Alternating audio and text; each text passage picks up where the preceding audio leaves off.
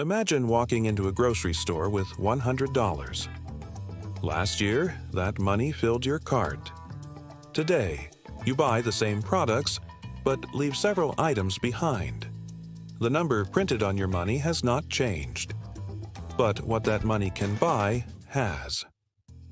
That invisible loss of purchasing power is inflation. Inflation is a sustained increase in the overall level of prices across an economy. It does not mean that every price rises at the same speed. Coffee may become more expensive while televisions become cheaper.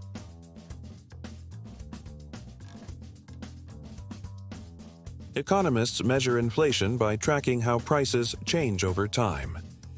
In the United States, one widely followed measure is the Consumer Price Index, or CPI.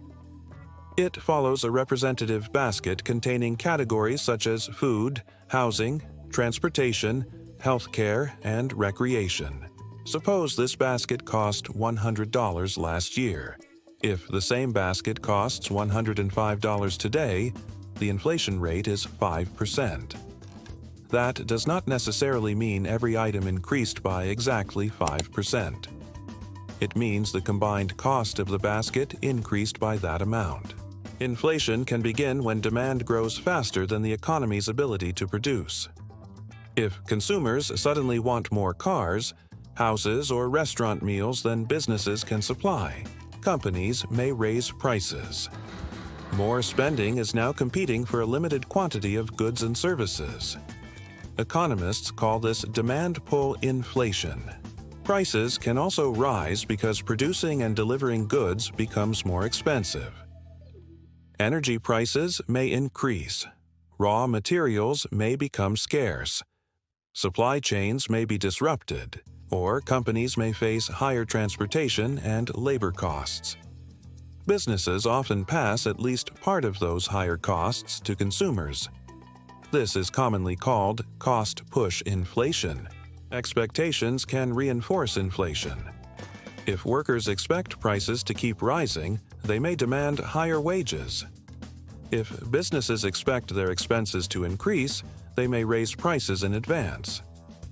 Those decisions can make inflation more persistent, even after the original shock has started to fade.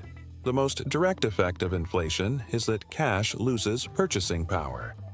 At an average inflation rate of 3%, something costing $100 today would cost about $134 in 10 years if that rate continued. Your account balance might look unchanged, but its real economic value would be lower. Official inflation is an average. Your personal experience may be different. A household spending heavily on rent, food, and fuel may feel more inflation than someone whose largest expenses remain stable. Inflation can also be especially difficult when wages or fixed incomes fail to keep up with rising prices. When inflation becomes too high, central banks may raise interest rates. Higher rates make borrowing more expensive and can reduce spending and investment. As demand cools, pressure on prices may weaken.